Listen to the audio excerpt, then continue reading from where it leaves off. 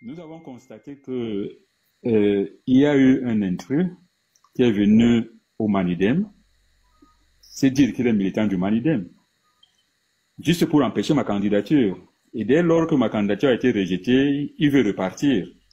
Bon, mais là, mes conseils juridiques me diront ce qu'il faut faire. Et voilà tout ce que je peux dire. Ok, donc si je comprends bien dans votre façon de parler, dans ta façon de parler, il n'est pas surpris, comme nous disent qu'il y a un procès en cours pour X ou pour Y. On ne sait jamais. Okay. Et comme je ne suis pas juriste, et je réfléchis logiquement, maintenant les juristes peuvent traduire ma réflexion en des mots calés. Ok. Ok, d'accord. En gros, ce que Mbombo veut dire, c'est que la démission, moi j'appelle les gens par leur nom, la démission de Maurice Kamto qui a été notifiée par voie d'huissier n'est pas acceptable ou valable.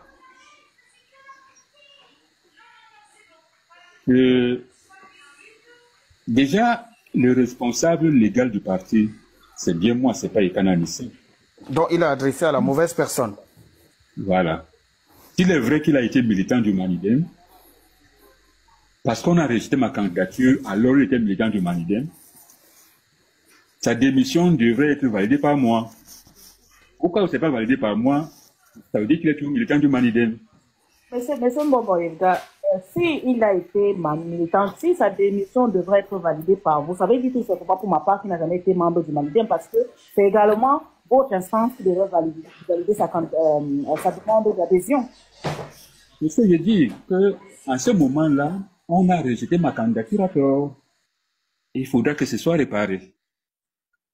C'est ce que je suis en train de dire. S'il est militant du Manidem, alors il va demeurer militant du Mandem jusqu'à ce que je le libère. S'il n'est donc pas militant du Manidem, ma candidature a été rejetée à tort. D'accord.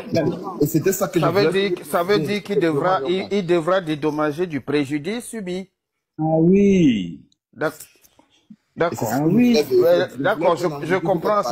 Ça veut dire qu'en clair, je résume pour ceux qui sont là, Maurice Kamto reste militant du Manidem et il partira lorsque vous aurez décidé de le libérer. Absolument.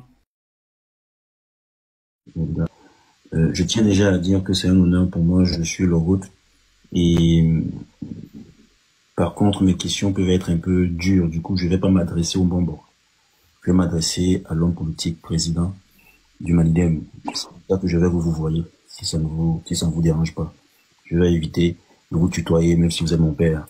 Je vais vous voyer parce que je m'adresse vraiment à l'homme politique.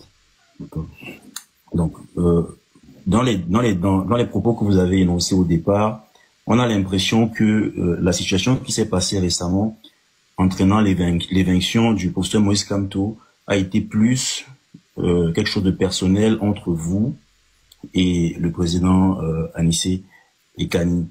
Je vais citer quelques propos que vous avez dit. Vous avez dit que si je me trompe vraiment, vous me dites que je me suis trompé ou que j'ai mal compris. Ça, c'est aussi important. Je peux me tromper, effectivement. Vous avez dit à plusieurs reprises que vous aviez prévu de lui rendre l'appareil. Parce que au préalable, vous aviez déjà récupéré votre parti. Donc, vous attendiez le bon moment. Très bien. Donc, quand vous dites ça, on a vraiment l'impression que c'est d'abord une histoire entre hommes, de mano à mano, comme on dit au quartier. Sauf que après, vous précisez que 80% de personnes seraient contents face à 20% de mécontents de votre geste. On parle encore, je rappelle que le geste en question, c'est bien le fait que vous soyez présenté en sachant que le président Anissé Ekani avait présenté le professeur Moïse Kamto. D'où ma première question. Est-ce que votre décision de vous présenter, en plus de nuire à votre ami et collègue et ancien collègue, le président Anissé Ekani, est-ce que était un barrage au professeur Moïse Kamto? Est-ce que cette décision était un barrage au professeur Moïse Kamto? Parce que si vous faites une décision qui, selon vous, satisfait 80% des personnes, quel est l'objectif derrière donc ce barrage? Est-ce que c'était derrière ce geste? Est-ce que le geste était un barrage au professeur Moïse Kamto, en sachant que vous nous avez vous-même dit ici que en 2018, à travers le bâtonnier Akerimuna, vous avez soutenu la candidature de professeur Maurice Kamto. C'est ma première question. La deuxième, j'enchaîne, qui n'a rien à voir avec la première. Attends d'abord, répondre à la première. Ok. Bien. Alors, je ne suis pas parti chercher Maurice Kamto. S'il avait déposé sa candidature ailleurs, on ne se serait jamais rencontrés. Donc, je n'ai aucun problème avec Maurice Kamto. Et ça, je l'ai dit, que je devrais récupérer le parti. Et j'ai utilisé de la stratégie. Et quand le rapport de force ne vous est pas favorable, vous faites un repli tactique. Et en 2018-2020, c'était une période électorale. Je me suis dit, si je continue cette bagarre, je ne la gagnerai jamais. J'ai fait ce repli et en 2021, j'ai relancé et j'ai eu gain de cause en septembre. Donc mon problème, c'était déjà préparé même avant que Maurice Kamto ne vienne au Manidem. Donc mon problème, ce n'était pas Maurice Kamto du tout. Et je l'ai toujours dit. Mon problème, c'était de reprendre le Manidem. Et comme quand il vous l'a dit publiquement, hein, il a reconnu. C'était ça mon problème. Et alors quand je parle de 80-20, moi je ne sais pas ce que les gens mettent quand ils apprécient mon action. Je ne veux pas fouiller. Merci pour ce que tu as fait. Merci pour ce que tu as fait. Tu es un traître. Tu es un traître. Quand je lis 2 traîtres, je lis 8 merci de ce que tu as fait. Voilà. Maintenant, il faut mettre quelque chose à l'intérieur. Tout ce que je ressors là, c'est le ressenti que j'ai par rapport à ce retour. Quel est le contenu de traître? Je ne sais pas. Quel est le contenu de bien ce que tu as fait? Je ne sais pas. Mais je lis ce que je vois et puis j'apprécie. Ok. Merci pour votre réponse, Bombo. Alors, ma deuxième question, c'est le Manidem qui est un peu... qui suit une idéologie upéciste, donc une idéologie l'idéologie de Oumiobe, si je peux me permettre, effectivement. Aujourd'hui, en 2025, sommes-nous toujours à l'état actuel des choses dans le respect de l'idéologie du Pondol? C'est là ma question. Parce que tout à l'heure, vous avez parlé du système à la chinoise. Est-ce que vous, qui êtes un héritier de l'idéologie du Pondol, est-ce qu'on est dans la continuité de cette idéologie-là, ou alors on a complètement changé et le Cameroun a changé et les enjeux sont différents? Merci.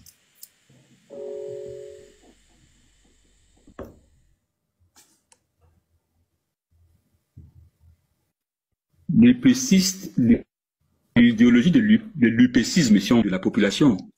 Et quand je parlais du modèle chinois, c'est le bien-être des Chinois. Ils travaillent pour eux, ils ne travaillent pas pour les autres. Et nous devons travailler pour que nous soyons bien. Or, ce que nous voyons aujourd'hui, je ne suis pas sûr que si on continue dans cette lancée, même dans 2 siècles, on ne va pas sortir de là où nous sommes tombés. Je suis convaincu. Parce qu'on ira en développement des mêmes choses et on sera toujours au fond du puits.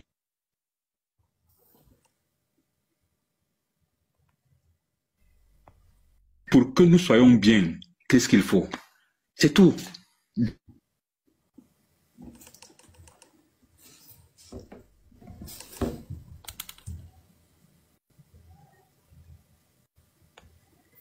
Il est la santé, qu'est-ce qu'il faut faire? Est-ce qu'aujourd'hui c'est possible? C'est pas possible. C'est tout. Donc nous regardons donc l'avenir, on pense que si nous adoptons le modèle chinois, au moins ça, le peuple pourra être bien. L'évasion de l'étendard de vie. C'était ça. C'est-à-dire, en un mot, il faut que le Camerounais soit bien.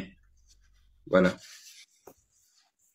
Ok, merci. Je vais descendre, je vais laisser la place à quelqu'un d'autre. Merci. Ok. Le Cosito, on t'écoute. Oui, merci du Camer Ahmed Camer de m'avoir fait monter sur ton panel. Bonjour Patriage. Et bonjour. C'est un plaisir de partager ce live avec toi. Je t'appelle parce que je suis Manbassa, donc il est Patriage, il est sans web. Alors, comme il s'agit de la politique ici, je veux beaucoup plus me axer et me pencher dans la politique avec mes 2 questions. Je voulais revenir sur le fédéralisme communautaire dont vous avez mentionné tout à l'heure de Cabral-Bi. Ça sera ma première problématique. Alors, vous avez condamné, entre guillemets, fédéralisme communautaire, vous avez penché beaucoup plus pour les États, pour un État fédéral. Bon, ok. Vous savez, le Cameroun a hérité d'un État unitaire sans toutefois tenir compte des communautés qui y vivaient. C'est-à-dire, pendant que les colons partaient, ils ont pensé à créer un système État unitaire qui n'ont pas servi, en fait, sans toutefois tenir ou alors faire appel à ces communautés-là. Vous savez, en Espagne, l'Espagne s'est développée avec le fédéralisme communautaire. Tout à l'heure, vous avez parlé de la Chine. Mao Tse-tung, pour développer la Chine, il a fallu qu'il pense justement à un État communautariste parce qu'en Chine, il y a plus de 62 ethnies. Donc, il a donc créé un parti unique où il a fait introduire toutes ces ethnies à l'intérieur. Et c'est ça qui a soudé et qui a donné la force à la Chine. La Suisse, c'est pareil. La Belgique, c'est également pareil. Mais au Cameroun, je sais pas, je reviens sur ça parce que tout à l'heure, vous semblez avoir une préoccupation avec ce modèle, cette conception. Essayez un peu de nous clarifier vraiment. Est-ce que ce ne sera pas, pour moi, je pense que ce sera une aubaine, ce fédéralisme communautaire. Quand on sait qu'au Cameroun, on a un problème du tribalisme qui règne même. Il y en a des communautés qui vivent déjà avec ce fédéralisme communautaire. Par exemple, au Grand Nord, on a des peuples là-bas qui vivent déjà comme ça depuis des décennies. À l'Ouest, c'est également pareil. Mais est-ce que ce ne sera donc pas une solution pour pallier justement, définitivement, à ce problème-là?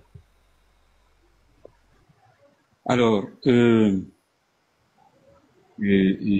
envie de vous dire que vous ne m'avez pas bien compris.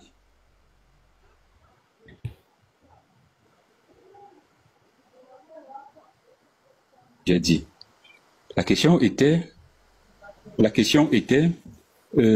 par rapport à tous ces candidats qui sont là, j'allais soutenir qui? J'ai dit qu'aucun.